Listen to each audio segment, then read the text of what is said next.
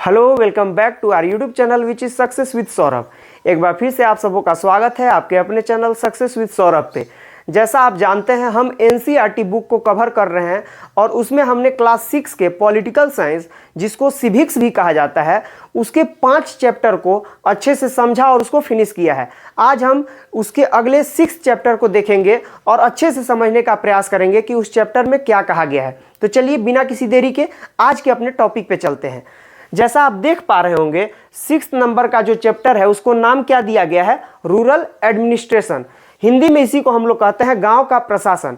इस चैप्टर में हम समझेंगे कि गांव की प्रशासन व्यवस्था कैसी होती है, उसके अंतर्गत कौन कौन से चीज शामिल किए जाते हैं। तो चलिए देखते हैं कि इसमें फर्स्ट पॉइंट क्या कहा गया है। और इस चैप्टर में जो आपका फर्स्ट पॉइंट कह लें या फर्स्ट टॉपिक कहें वह है पुलिस थाने का कार्य क्षेत्र। मतलब एक पुलिस थाने का कार्य क्षेत्र क्या होता है वह यहाँ पे समझाया गया है। और इसमें कहा गया है कि हर पुलिस थाने का एक कार्य क्षेत्र होता है जो उसके नियंत्रण में रहता है। कहने का अर्थ है कि जितने भी पुलिस थाने होते हैं, आप सब जानते हैं आपके जिले में बहुत सारे थाने होते हैं और हर थाने का एक स्पेसिफिक क्षेत्र होता है। वह हर थाने को एक स्पेसिफिक क्षेत्र में सीमित कर दिया जाता है कि वह जो भी कार्रवाई हो, जो भी एक्शन हो, वह यहाँ से लेकर यहाँ तक ही ले सकता है। ठीक है, तो वही यहाँ कहा गया है कि हर थाने का एक कार्य क्षेत्र होता है और वह कार्य क्षेत्र उसी थाने के नियंत्रण में रहता है। क्लियर? आगे कहा गया है लोग उस क्षेत्र में हुई चोरी, दुर्घटना, मारपीट, झगड़े आदि की रपट उसी थाने में लिखवा सकते हैं। इस चीज को समझने के लिए आप मूवीज का एग्जाम्पल देख सकते हैं।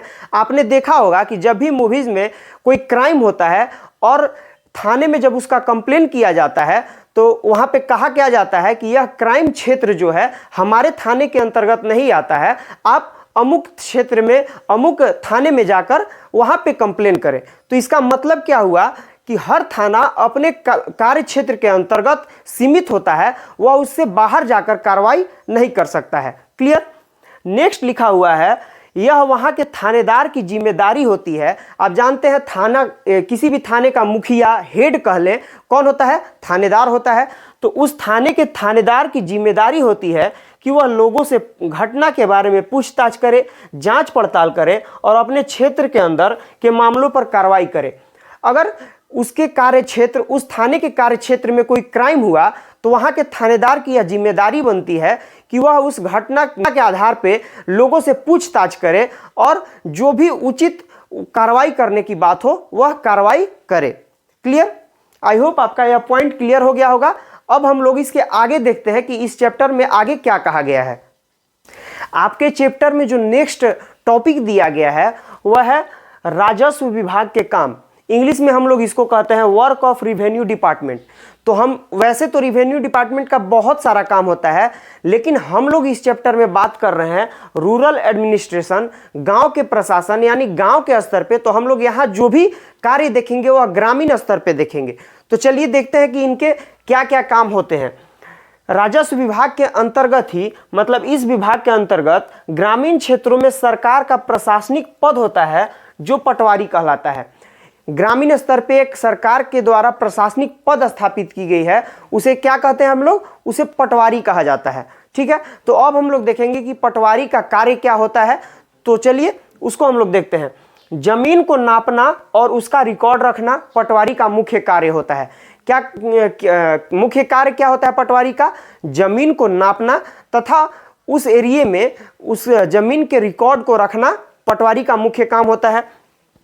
अलग अलग राज्यों में इसको अलग अलग नाम से जाना जाता है। जो पटवारी है उसको डिफरेंट राज्य में डिफरेंट नामों से जाना जाता है।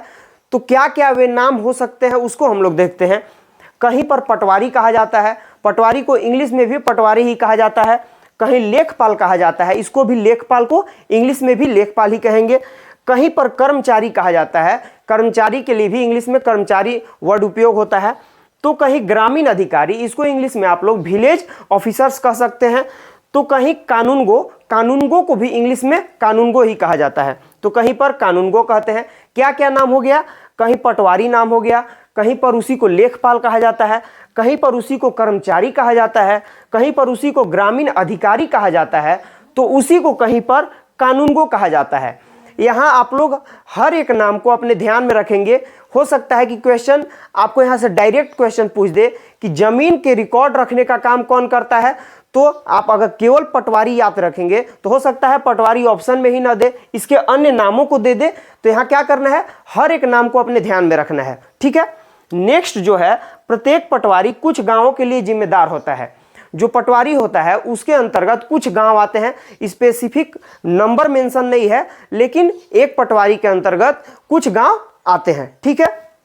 नेक्स्ट है, आमतौर पर पटवारियों के पास खेत नापने के लिए अलग अलग तरीके होते हैं।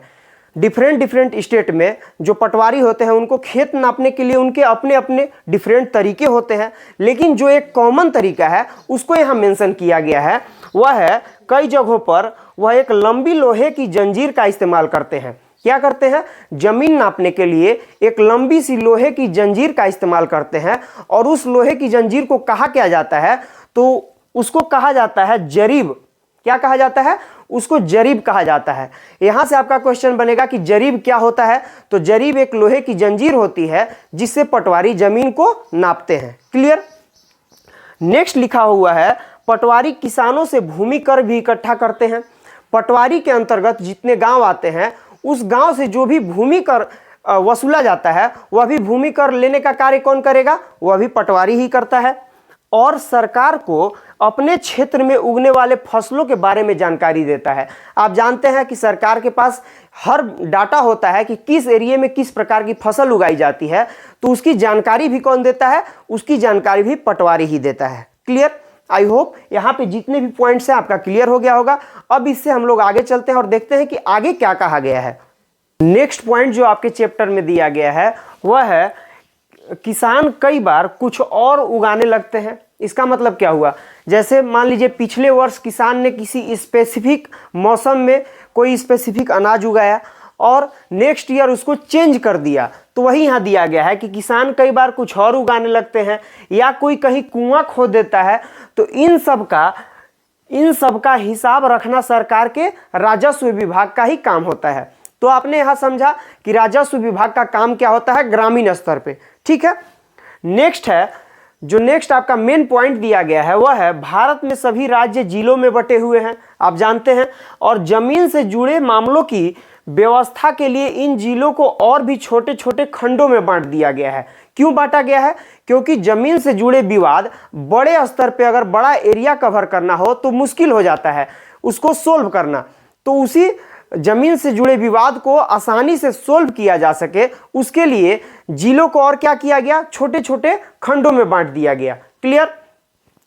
और जिले के उपखंडों को कोई और नाम से जाना जाता है। जो जिले को छोटे छोटे खंड में बांट दिया गया उसके कई और नाम है, वह क्या है, तो तहसील और तालुका आदि कहा जाता है। इंग्लिश में भी आप तहसील को तहसील ही कहेंगे, ठीक है।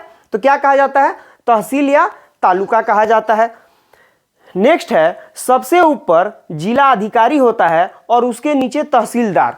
जिले के स्तर पे अगर देखा जाए तो सबसे ऊपर अधिकारी जो होता है वह कौन होता है, जिला अधिकारी, जिसको इंग्लिश में डीसी भी कहा जाता है। अगर पूरा नाम बोले तो डिस्ट्रिक्ट कलेक्टर कहा जाता है। क्लियर। और तहसील के स्तर पे सबसे ऊपर कौन होता है, तहसीलदार, ठीक है। नेक्स्ट है, तहसीलदार पटवारी के काम का निरीक्षण करते हैं। जो तहसीलदार होते हैं, जो मैंने पीछे पढ़ाया आपको कि पटवारी के बारे में, तो पटवारी के कामों का निरीक्षण कौन करेगा, वह तहसीलदार करेगा। क्लियर। तहसीलदार यह भी ध्यान रखते हैं कि किसानों को अपने रिकॉर्ड की नकल आसानी से मिल जाए। जो जमीन का नकल होता है वह तहसीलदार के द्वारा यह ध्यान रखा जाता है कि किसानों को उनके जमीन की नकल आसानी से मिल जाए। क्लियर। नेक्स्ट है, यह विद्यार्थियों को जरूरत पड़ने पर जाति प्रमाण पत्र आदि भी जारी करते हैं। जो तहसीलदार हैं वे कभी कभी जरूरत पड़ने पे विद्यार्थियों को जाति प्रमाण पत्र भी जारी करते हैं। क्लियर। और नेक्स्ट है, तहसीलदार के दफ्तर में जमीन से जुड़े विवाद के मामले सुने जाते हैं। जो तहसीलदार का दफ्तर ऑफिस होता है वहां पे किससे जुड़े विवाद सोल्व किए जाते हैं, तो जमीन से जुड़े विवाद के मामले वहां पे सुने जाते हैं और उनका निवारण किया जाता है। ठीक है, आई होप आपको यहाँ जितना भी पॉइंट दिया गया है वह क्लियर हो गया होगा। अब छोटा सा एक और पॉइंट बचा हुआ है, उसको भी देख लेते हैं, उसके बाद आपका चैप्टर समाप्त हो जाएगा। जो नेक्स्ट पॉइंट आपके चैप्टर में मेंशन किया गया है वह है एक नया कानून के नाम से। क्या है? एक नया कानून। और उस एक नया कानून के टॉपिक में जिसके बारे में चर्चा की गई है वह है हिंदू अधिनियम धारा 2005। क्या है? हिंदू अधिनियम धारा 2005। तो चलिए देखते हैं कि हिंदू अधिनियम धारा 2005 कहता क्या है। यहाँ कहा गया है, अभी तक कई राज्यों में हिंदू औरतों को परिवार की जमीन में हिस्सा नहीं मिलता था। पिता के मृत्यु के बाद जमीन बेटों में बांट दी जाती थी। क्या किया जाता था? अभी तक बहुत से राज्यों में, अभी तक का मतलब था कि जब तक यह कानून लागू नहीं किया गया था। तो क्या था कि जब तक यह कानून लागू नहीं था तो बहुत सारे राज्यों में परिवार की जमीन में हिस्सा जो है हिंदू औरतों को नहीं दिया जाता था। ठीक है, और क्या होता था? पिता के मृत्यु के बाद जमीन केवल बेटों में बांट दी जाती थी। लेकिन जब यह कानून लागू किया गया तब क्या हुआ? तब हाल ही में यह कानून बदला गया। नए कानून के मुताबिक हिंदू परिवारों में बेटों, बेटियों और उनकी मां को जमीन में बराबर हिस्सा मिलता है। नए कानून यानी हिंदू अधिनियम धारा 2005 के तहत क्या किया गया कि जो परिवार का जमीन है उसमें बेटों, बेटियों और उनके मां को जमीन में बराबर का हिस्सा दिया जाता है। क्लियर? लास्ट लिखा हुआ है, यह कानून सभी राज्यों और केंद्र शासित प्रदेशों में लागू होगा। जो यह कानून है हिंदू अधिनियम धारा 2005 वह सभी राज्यों और सभी केंद्र शासित प्रदेशों में लागू होगा। आई होप आपका सारा पॉइंट क्लियर हो गया होगा। आपके इस टॉपिक में जितने भी इंपॉर्टेंट पॉइंट्स थे मैंने उसको डील किया, एक भी पॉइंट को नहीं छोड़ा है। ऐसा एक भी क्वेश्चन इस चैप्टर से नहीं बनेगा जो इस सेशन को करने के बाद आपका सोल्व ना हो। तो आई होप आपको यह सेशन बहुत अच्छा लगा होगा। अगर आपको यह सेशन अच्छा लगा तो लाइक कीजिएगा, वीडियो शेयर कीजिएगा और चैनल को सब्सक्राइब जरूर कीजिएगा। मिलते हैं फिर एक नए सेशन में नए चैप्टर के साथ। तब तक के लिए बहुत बहुत धन्यवाद। जय हिंद।